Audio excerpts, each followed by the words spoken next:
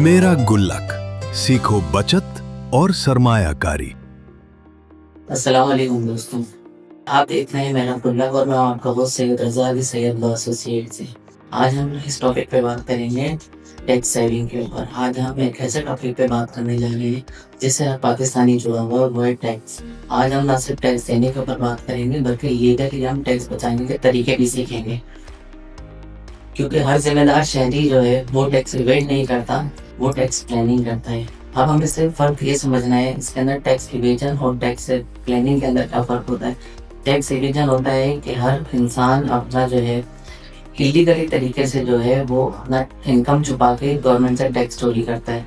Tax planning में ये होता है कि हम कानून के दायरे में रहते हुए टैक्स प्लानिंग करते हैं और अपना कम से कम टैक्स पे करते हैं। हम बात करेंगे कि अक्सर लोग पूछते हैं हमसे कि टैक्स फाइलर किसको होना चाहिए। देखिए, हर वो इंसान जो आमदन कमा रहा है वो टैक्स फाइलर होना चाहिए। खुसूसन उन लोगों को जिनकी सैलरीड इनकम जो है 6 लाख से ज़्यादा है और बिजनेस इनकम 4 लाख से ज़्यादा है, उनको तो टैक्स फाइलर होना चाहिए। दूसरा सवाल ये आता है, एटीएल में होने का फ़ायदा क्या है।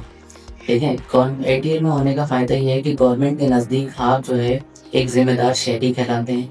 एटीएल में होने के बाद आप जो है आपको टैक्स बेनिफिट मिलते हैं, टैक्स डिस्काउंट मिलते हैं, आपके बैंक अकाउंट सिक्योर होते हैं, आपको जो प्रॉपर्टी में डिस्काउंट मिलता है, आपको जो है व्हीकल टैक्स में आपको जो है वो डिस्काउंट मिलता है।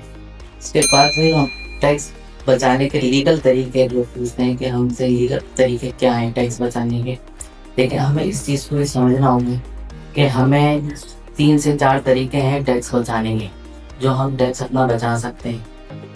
एक, पेंशन फंड में इन्वेस्टमेंट करें, म्यूचुअल फंड में इन्वेस्टमेंट करें, और चैरिटी जो गवर्नमेंट से रजिस्टर्ड इदारे हैं उनको चैरिटी फंड देके आप अपना टैक्स बचा सकते हैं और अपने एम्प्लॉयर से अपने अलाउंसेस का प्रूफ लें। ये सब जो है आपकी लीगल डिडक्शंस होती हैं जिससे आपकी टैक्स लायबिलिटी कम होती है। अच्छा, कॉमन मिस्टेक जो फाइलर करते हैं, जो टैक्स पेयर हमारे यहाँ पाकिस्तान में रिवाज है, जो मेरे नज़दीक सबसे कॉमन मिस्टेक ये है कि हम जो है सबसे पहले सबसे सस्ता कंसल्टेंट ढूंढते हैं कि हमें 1000-1500 रुपए के अंदर हमें भले से उनकी इनकम आमदनी करोड़ों रुपए में, लेकिन वो सबसे सस्ता कंसल्टेंट ढूंढते हैं। मैं ये कहता हूँ कि आपका जो टैक्स कंसल्टेंट है वो लाइफ का दर्जी है आपका। जैसे आप जो अपनी शादी के अंदर सबसे अच्छा दर्जी ढूंढ के जो आप कपड़े सिलवाते हैं ना, कि वो अगर शादी वाले दिन कहीं से फट गया तो आपकी इंसल्ट होती है, इसी तरह आपका टैक्स कंसल्टेंट भी होता है कि उसने जिस तरह से रिटर्न फाइल करी वो कहीं भी भूल गई तो आपकी इंसल्ट होगी, आप टैक्स इवेजन में आएंगे, आपके ऊपर कानूनी कार्रवाइयाँ होती हैं। इस तरीके से आप जो है बच सकते हैं। अच्छा, फ्रीलांसर और एम्प्लॉयड, मैं फ्रीलांसर्स के लिए ये कहूँगा कि वो अपने आप को जो है एफबीआई में रजिस्टर करवाएं। तमाम इदारे कंसर्न इदारों ने अपने आप को रजिस्टर करना है, एसआरबी में रजिस्ट्रेशन कराएं, पीएसएफ में रजिस्ट्रेशन कराएं, अपनी जो डिजिटल रिकॉर्ड हैं उनको पूरा रखें, उससे उनको जो है ऑडिट में आसानी रहती है। लोगों में एक डर है कि ऑडिट का डर है कि हम रिटर्न फाइल करेंगे तो हमें ऑडिट आ जाएगी। ये एक मिथ है, एक फिक्शन है। ये ऐसा कुछ भी नहीं होता। साल में जो 2 से 3% लोगों की जो है ऑडिट खुलती है। अगर आपका रिकॉर्ड क्लियर है तो आपको ऑडिट से डरने का कोई जवाब नहीं बनता है।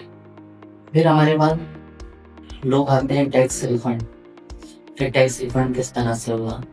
देखिए, अगर आपकी आमदन से ज़्यादा या टैक्स लायबिलिटी से ज़्यादा आपका टैक्स कटा हुआ है तो आपको टैक्स रिफंड बिल्कुल मिलेगा। जैसे आपकी मोबाइल फ़ोन पर टैक्स कटा हुआ है, आपके व्हीकल पे टैक्स कटा हुआ है, आपकी प्रॉपर्टी पर टैक्स कटा हुआ है, तो आपको उसका टैक्स रिफंड ज़रूर मिलता है। लेट मिलता है लेकिन ज़रूर मिलता है, उसका रिफंड आपके पास ज़रूर आता है।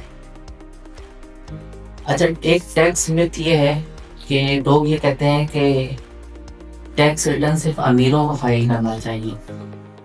ऐसा कुछ भी नहीं कि टैक्स रिटर्न सिर्फ अमीर ही फाइल करेगा।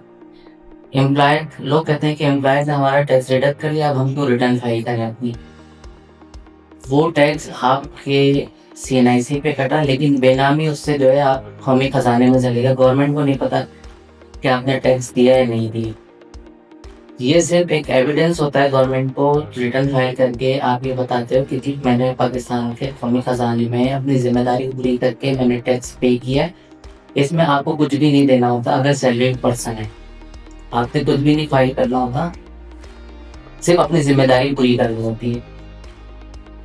अच्छा, टैक्स प्लानिंग के हवाले से लोग सवाल करते हैं कि टैक्स प्लानिंग, क्योंकि हमारे यहाँ जो रुझान है वो टैक्स प्लानिंग लोग शुरू करते हैं मार्च से, 2 महीने पहले या 3 महीने पहले। उस प्लान करनी चाहिए जुलाई से स्टार्ट। लोगों को चाहिए कि अपनी जो टैक्स प्लानिंग है, अपनी बिजनेस की, अपने प्रॉफिट एंड लॉस का रिकॉर्ड रखें, अपने एक्सपेंडिचर को ट्रैक करें, हर मंथ अपना प्रॉफिट एंड लॉस अकाउंट बनाएं, FBR का कैलकुलेटर यूज़ करें, और साल में एक दफ़ा कोशिश करें अपने टैक्स कंसल्टेंट से मिलें जो आपके लिए फ़ायदेमंद है। लेकिन ये है कि कोई अगर ट्रांजेक्शन कर रहे हैं, कोई बड़ी ट्रांजेक्शन करनी है तो उससे एडवाइस ज़रूर लें। बाद में एडवाइस लेते हैं जो कंसल्टेंट के लिए भी परेशानी का बाइस बनती है और आपके लिए भी परेशानी का बाइस बनती है।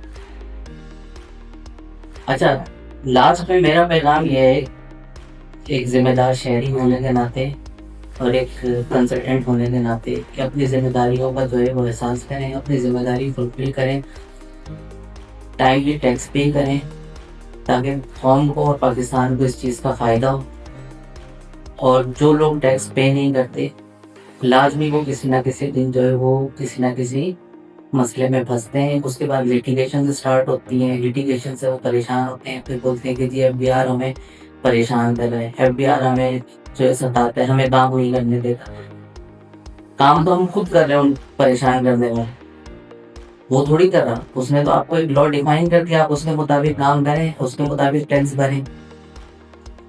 लिटिगेशंस में हम फंसते हैं, कोर्ट के चक्कर लगा रहे होते हैं, FIR हो रही होती हैं, गिरफ्तारियां हो रही होती हैं, लोगों के बैंक अकाउंट अटैच हो जाते हैं, समटाइम प्रॉपर्टी अटैच हो जाती है, जो कि बहुत ज़्यादा मुश्किलात का सामना करना पड़ता है।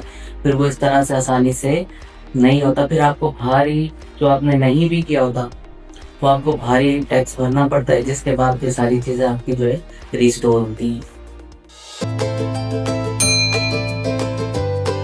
मेरा गुल्लक, सीखो बचत और सरमायाकारी।